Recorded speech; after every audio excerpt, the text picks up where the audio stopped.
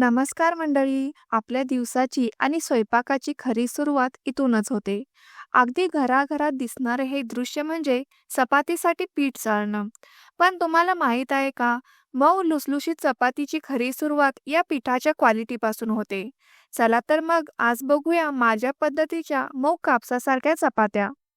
बरं का मंडळी, स्वयंपाकात बरकत तेव्हाच येते जेव्हा आपण अन्नाची नासाडी टाळतो.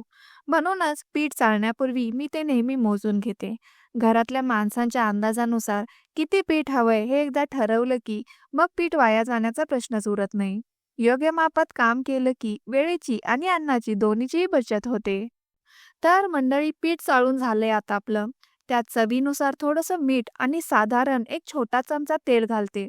मिठाशिवाय चपातीला चव येत नाही आणि सुरुवातीला घातलेल्या या तेलामुळे पिठात एक प्रकारचा लवचिकपणा तयार होतो.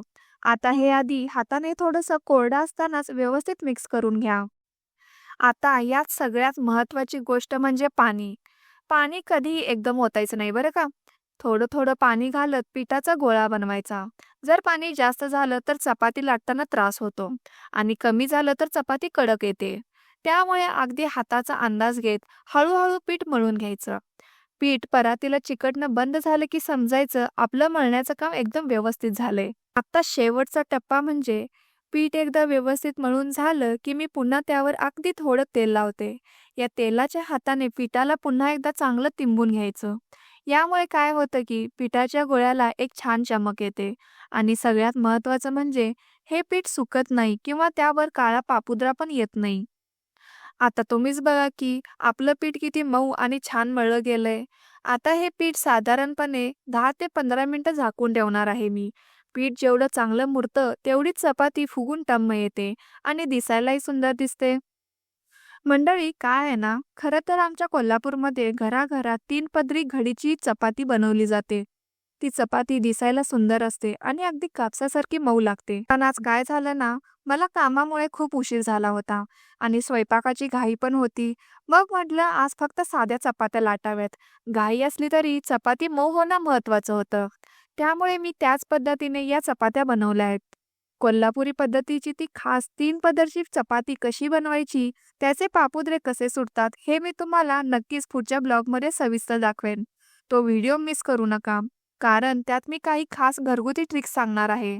मंडळी, आज कामाला उशीर जरी झाला असला तरी आजच्या चपात्या खूपच छान आणि मऊ झाल्या आहेत. मंडळी, चपात्या तर झाल्या, पण त्यानंतर खरं रणमैदान इथे सिंकमध्ये असतं.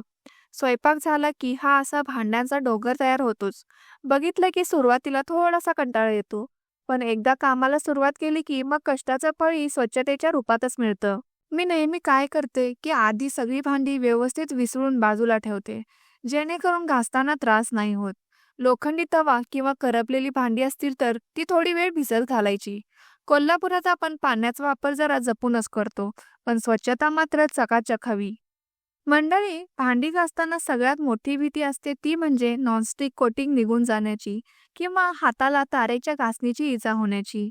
म्हणूनच मी मिशोवरून हे वायर डिशवॉशिंग क्लॉथ मागवलं आहे. बघा, हे दिसायला जाळीदार कापडासारखं असतं, तर यात बारीक तारा गुंफलेल्या असतात. याची सगळ्यात मोठी खासियत म्हणजे हे तेलकट डाग अगदी सहज काढतं, पण भांड्यावर ओरखडे पाडत नाही. आणि सगळ्यात महत्त्वाचं म्हणजे तारेच्या घासणीत जसे अन्नाचे कण अडकतात तसे यात अडकत नाहीत. फक्त पाण्याखाली धरलं की हे कापड लगेच स्वच्छ होतं. हे प्रोडक्ट तुम्ही ओलं करून भांडी घासण्यासाठी वापरू शकता किंवा सुकं असताना ओटा पुसण्यासाठी वापरू शकता. लोखंडी तारेच्या घासणीला हा एक उत्तम पर्याय आहे. नॉनस्टिक तवे, काचेची भांडी किंवा सिंकवरचे पांढरे डाग काढण्यासाठी हे खूप उपयोगाचं पडतंय. आता भांडी घासून झाली की लगेच ओटा आणि सिंक घासून काढलं की मनाला खरं समाधान मिळतं. किचन ओटा जेव्हा असा चकाचक दिसतो तेव्हाच वाटतं की आता खरं काम संपले. घराचा हा कोपरा स्वच्छ असला की घर कसं प्रसन्न वाटतं नाही का?